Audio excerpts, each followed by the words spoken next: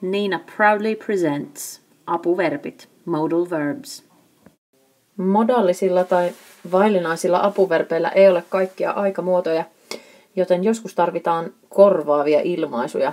Eli esimerkiksi can apuverbin sijasta joudutaan käyttämään be able to rakennetta, tai must apuverbin sijasta täytyy käyttää have to rakennetta, koska näillä apuverbeillä ei ole kaikkia aikamuotoja.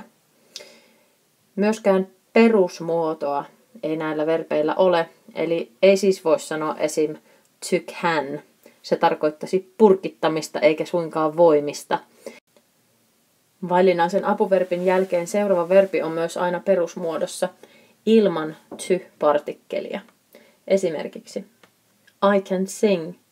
Tässä siis modaalinen apuverbi can, jonka perässä seuraava verbi sing perusmuodossa ilman to-partikkelia.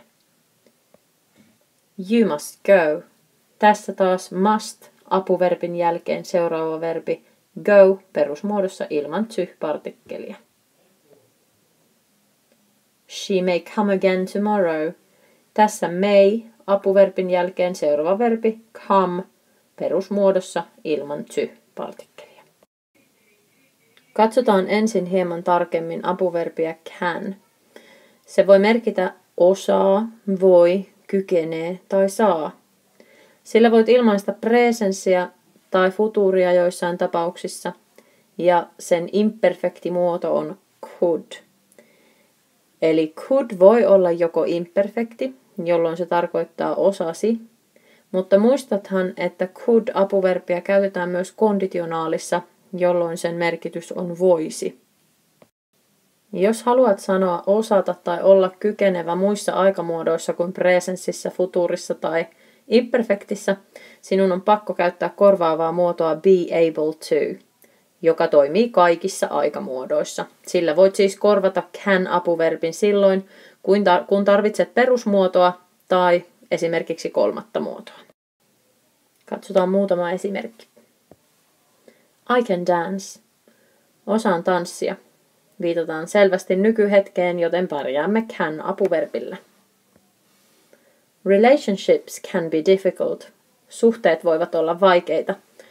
Myös tässä selvästi viitataan nykyhetkeen, joten pärjäämme vielä can-apuverbillä. I could speak when I was 1.5. Tässä apuverbia could on käytetty selvästi imperfektissä. Osasin puhua, kun olin 1,5-vuotias.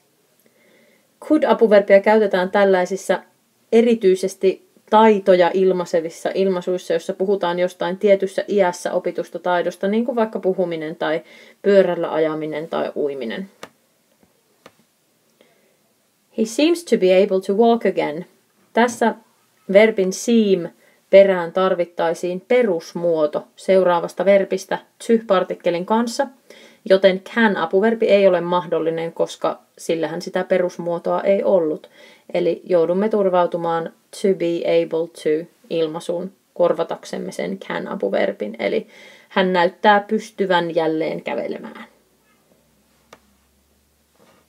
He has been able to sleep again for quite some time. Tässä haluttu aikamuoto on perfekti, jota emme jälleen pysty can-apuverbillä muodostamaan, joten turvaudumme be able to rakenteeseen ja taivutamme siis sen be-verbin haluttuun aikamuotoon, tässä tapauksessa perfektiin, has been, ja able to-osio seuraa muuttumattomana perässä. Huomaa myös, että be able to-rakenteen jälkeen seuraava verbi tulee perusmuodossa, esimerkiksi sleep viimeisessä esimerkissä. Huomaathan seuraavien lauseiden merkityseron. He can't have said that.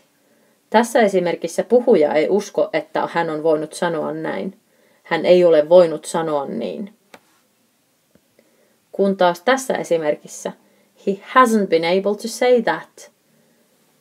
Ei esimerkiksi pysty puhumaan ollenkaan, joten ei ole pystynyt sanomaan sitä.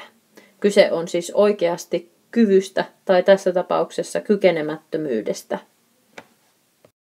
Puhujan arvelu muodostetaan siis laittamalla can-apuverbi, have-verbi perusmuodossa ja pääverbin kolmas muoto. Kun taas varsinaisesta kyvystä puhuttaessa muodostetaan normaalisti perfekti, eli se be-verbi perfektiin ja able to muuttumattomana perässä ja sen jälkeen perusmuoto seuraavasta verbistä. Seuraavaksi tarkastellaan may ja might apuverbejä ja niiden korvaavaa muotoa be allowed to tai be permitted to. May apuverbi tarkoittaa voi, saa, on lupa, saattaa, ehkä. Ja apuverbi might on hyvin pitkälti samanmerkityksinen may-apuverbin kanssa, mutta muistathan jälleen, että myös might-apuverbi, ihan niin kuin se could-apuverbi, toimii myös konditionaalissa. Might-apuverbin merkitys konditionaalissa on saattaisi. Jos tarvitsemme muita aikamuotoja kuin presenssiä tai futuuria, tai tarvitsisimme perusmuotoa tuosta may tai might apuverbistä, niin joudumme turvautumaan korvaavaan muotoon be allowed to tai be permitted to, joka tarkoittaa olla lupa, ja sillä voi korvata may apuverbin kaikissa aikamuodoissa. Katsotaan muutama esimerkki.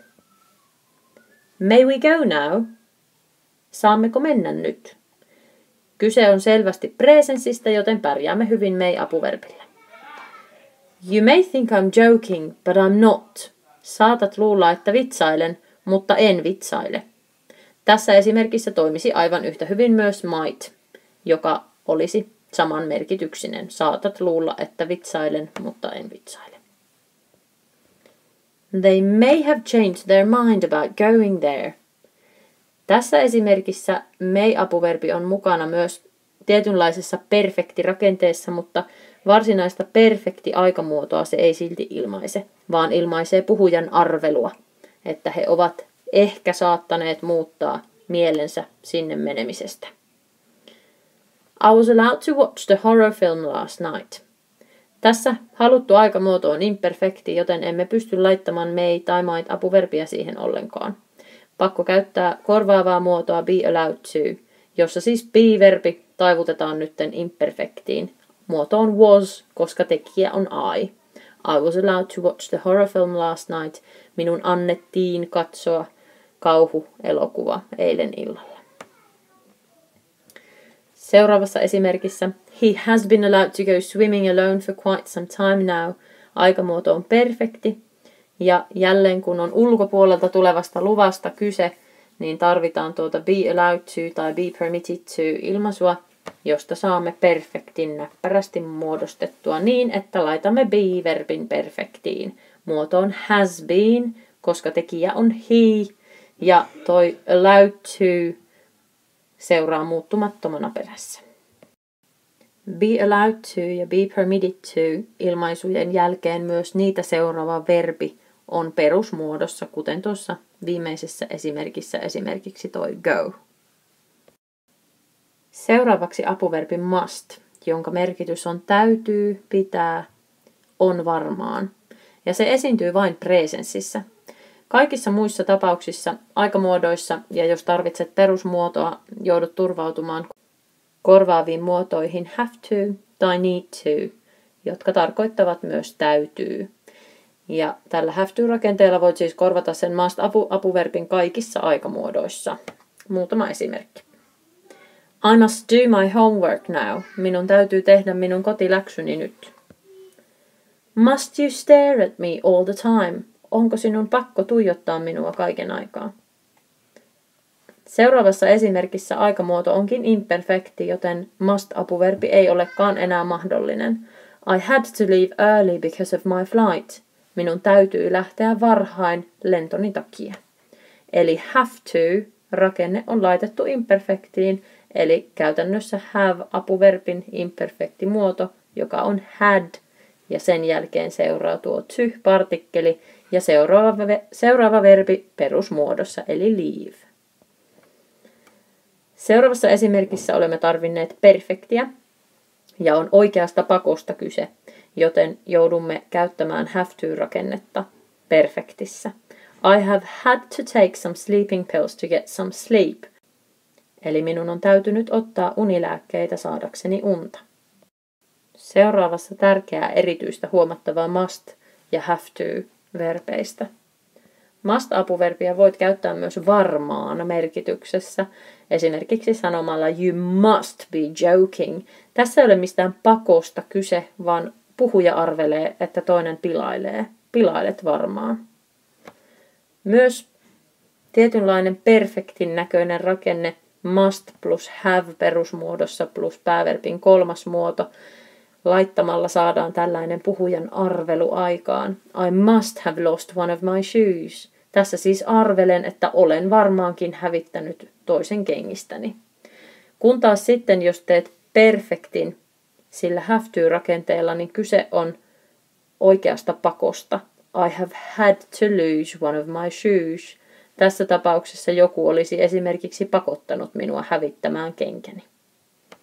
Huomaathan myös, että vaikka must ja have to ovat myönteisissä lauseissa synonyymisiä, eli tarkoittavat samaa, niin kieltolauseissa onkin asia aivan eri lailla. You must not do that again tarkoittaa et saa tehdä sitä uudestaan, kun taas you don't have to do that again tarkoittaa sinun ei tarvitse tehdä sitä enää. Muistathan, että apuverbejä ovat myös muun muassa will ja would ja shall ja should, joten tämä ei ollut suinkaan kaikki. Muistathan lukea kieliopistasi Open Road 3 kirjasta vielä lisää.